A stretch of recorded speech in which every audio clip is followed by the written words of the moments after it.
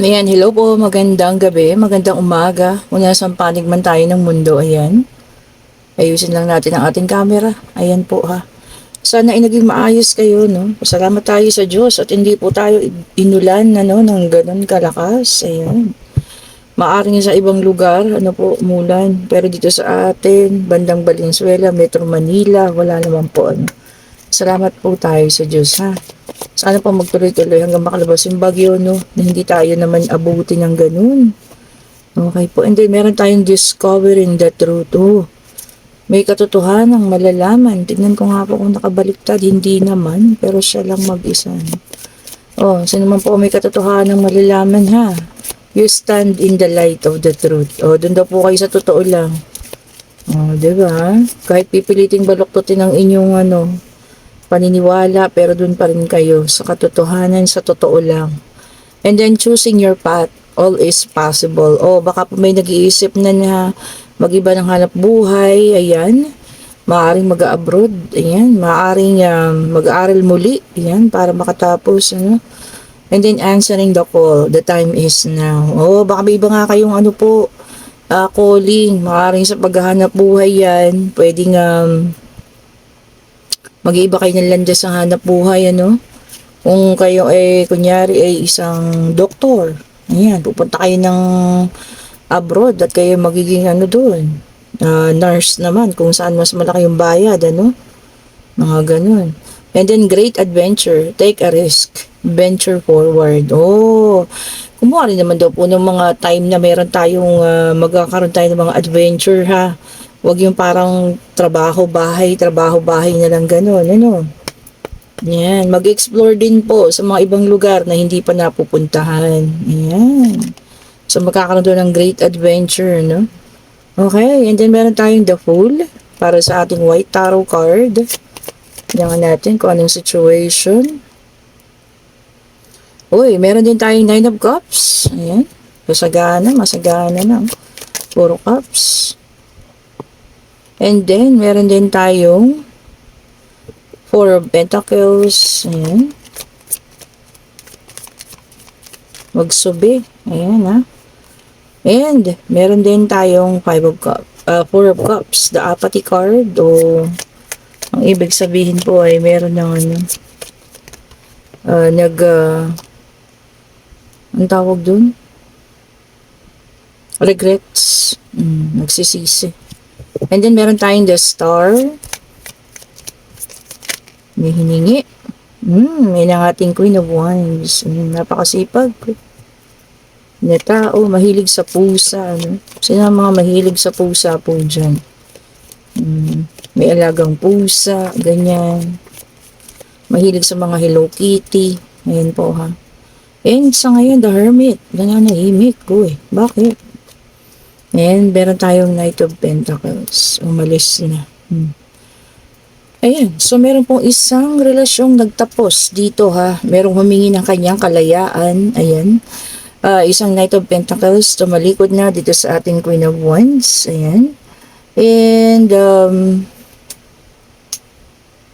itong ating Queen of Wands ngayon, nagtatanong, sabi niya, minahal ba ako ng taong ito, no? Sa mga panahon na magkasama kayo. Siguro yun ang katanungan sa isip mo sa ngayon. Minahal ka ba, no? Sa tanong na minahal ka po, siguro yung mga panahon magkasama kayo, importante ka kasi kailangan ka niya. Ayan. Ayan po, hinahawakan ka niya kasi ibig sabihin, hindi totally na pagmamahal po, ha. Hinahawakan ka lang niya or gusto ka niya dahil nakakatulong ka. Kasi napakasipag mong tao.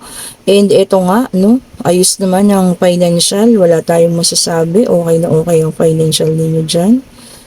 Ayan. So, ayun po, ha. Sa tanong mo, kasi ang tanong mo sa isip mo ngayon, kung minahal ka ba ng taong umalis na ito, no? Sa tinatanong niyo pong minahal, yung mga panahon na yun, gusto niya kanyang kasama kasi kailangan ka po niya. Siguro ikaw yung nakatulong sa kanya, financial, spiritual, emotional, ayan. Baka nung mga panahon na yun, mag-give up na ang taong ito, pero Kahit pa paano, ikaw po, yun nandoon, ano, nakatulong, ayan. Pero ang lungkot, ano, sa huli, hindi pa rin ikaw yung pinili. Hindi po ba? Okay po. So, ngayon, ang ating Queen of Wands, not necessarily babae or lalaki po ha, no gender specification. Ito, nanahimik. Ayan po ha, nananahimik lang siya.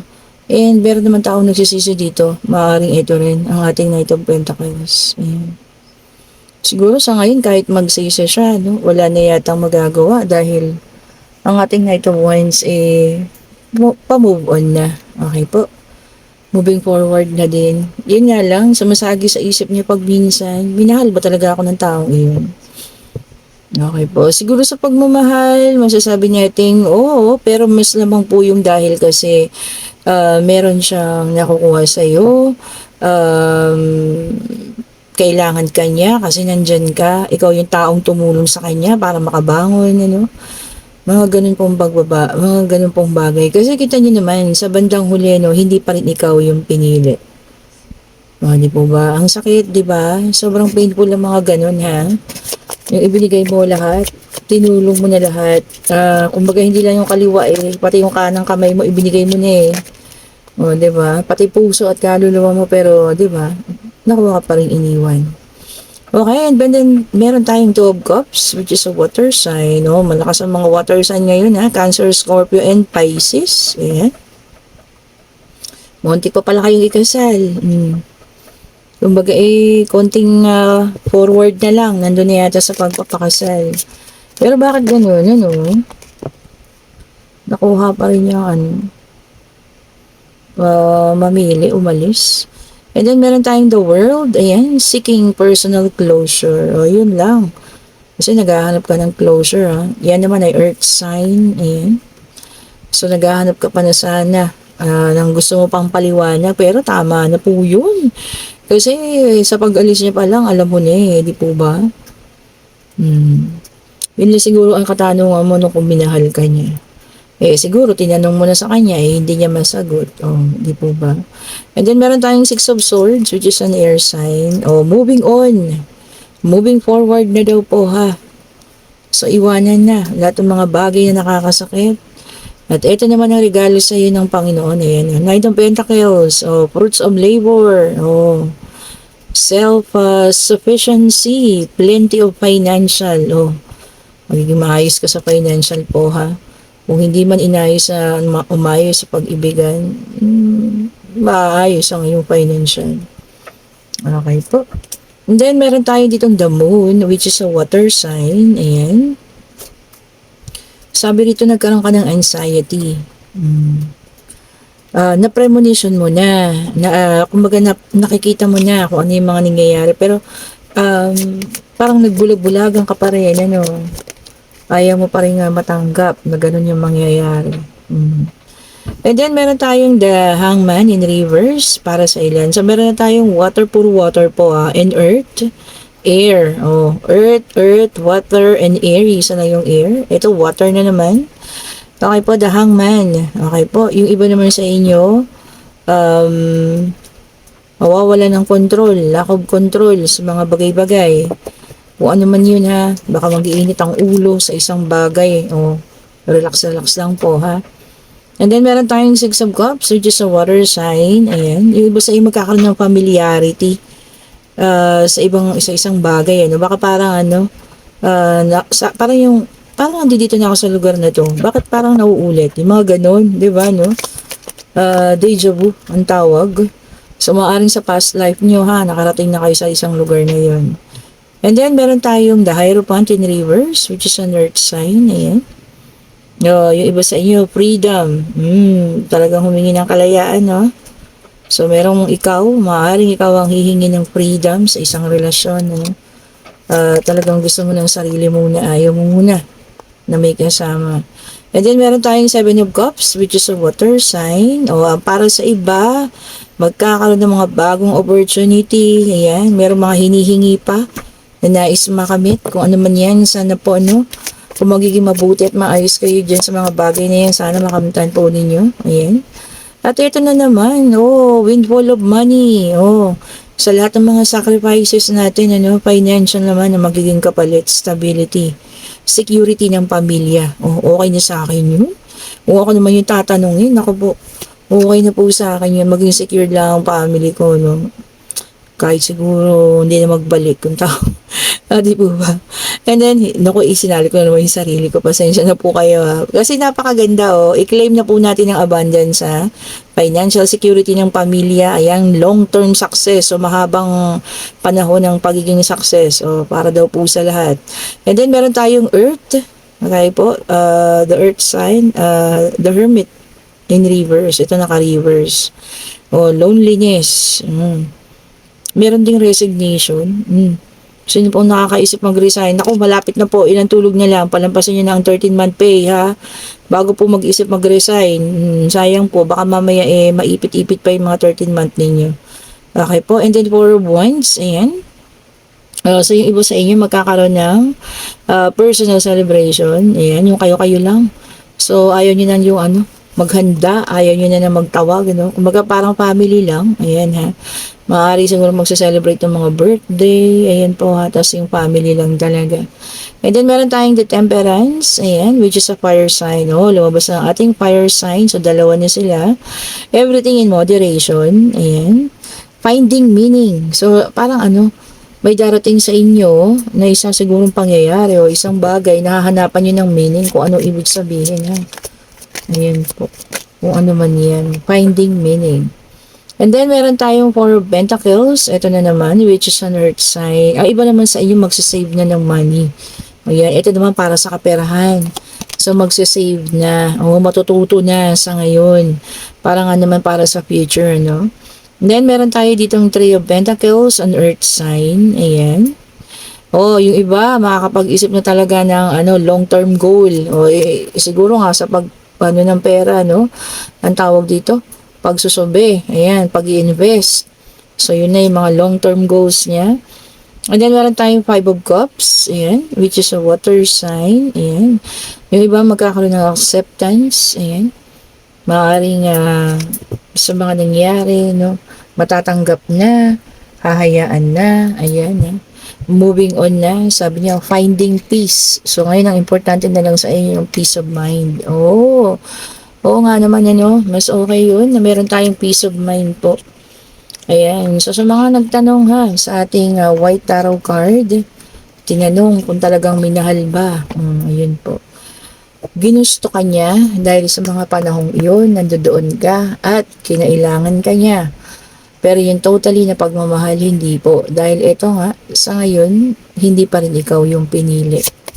Masakit man pero kailangan nating tanggapin at syempre kailangan na natin mag-move forward. Yan po, ha. And then, meron tayo ditong engagement para sa ilan, ha. Yung iba, ma-engage na, ha. Soon. Sabi, ascending to a higher level of commitment. Siguro ito yung mga 3 years, 4 years. Ayan. Pero alam nyo, wag pa rin pakakasiguro sa ngayon sa engagement, ha. Yung iba nga, kakasal na, tumakbo pa yung groom or yung bride, di ba? And then, reaching your goal. Ito naman, yung iba talagang na muna. Yung goal mo nang iniisip, ha. Hindi mo na iniisip yung mga tungkol sa pag-ibig. Siguro busy muna ngayon sa paglago, sa financial, Kasi nga, ang pag-ibig ko talagang ibibigay sa'yo ng Panginoon. Darating at darating po yan at hindi mo yan mahihindihan. Tama ba? And then, leave your fears behind. They're stopping this relationship from blossoming. Yung may mga takot-takot dyan. Maaaring binigay na ng Panginoon sa inyo yung taong para sa inyo. Pero, ayun nga, meron pa rin kayo nararamdamang takot, sabi raw po, tayo, na. Ayan, mawala na sana yung mga takot na yan, ha. Okay po. And then, divine timing, be patient while things are unfolding. This connection is worth the wait. Everything in divine timing. So, hintayin nyo lang po, ha. Meron at meron ang para sa inyo. Ayan. Ano yung sabi ng isa? Baka naman po hindi pa pinapanganak na ko. Sige, ito. Kung hindi po siya ngayon, darating, ngayong lifetime na to, pwede naman natin sabihin sa susunod na panahon. Di po ba? Di ba? Ayan, ito na ang ating yes and no card. Magtanong na ha, tungkol sa pag-ibig, pwede pong pangyayari, financial, pag-travel, ayan. Kung ano man ang gusto ninyong alamin, pwede na kayong magtanong. Hingin po natin ang kasagutan. Divine Universe, bigay mo po ang kasagutan sa kanilang mga katanungan, sa kanilang isipan ha. Ano po? Ayan na, ito na. Ito na po ha. Tingnan natin. Ayan, maaari. Ayan. And yan, pagbabalanse po. Siguro marami sa atin ngayon na kailangan ng pagbabalanse, no? Hindi lang sa love life, sa financial, sa pang-araw-araw na buhay. Ayan po ha. Huwag puro puso, huwag din puro isip. Okay po. I-balance din siguro sa paggasta. Ayan. And maaari po ang sagot. Okay po. Ayan, sa mga nasa sinabi ko na doon sa situational reading natin. Maaaring naghahanap ka ngayon ng tawag dito, tanungan na kung talagang ikaw ay minahal. Sa mga panahon na yun na sumuporta ka, huwag ka na po mag-alala. Kahit man sabihin na hindi ka niya minahal. O, di ayos lang. At least ikaw nagpakatotoo ka sa sarili mo. Tama po ba? Oh, di ba?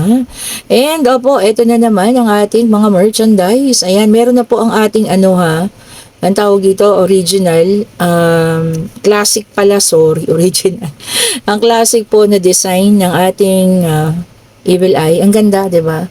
And then, meron tayo nitong isa, yung hindi siya, tawag dito, hindi ganun kalaki, no? Ayan.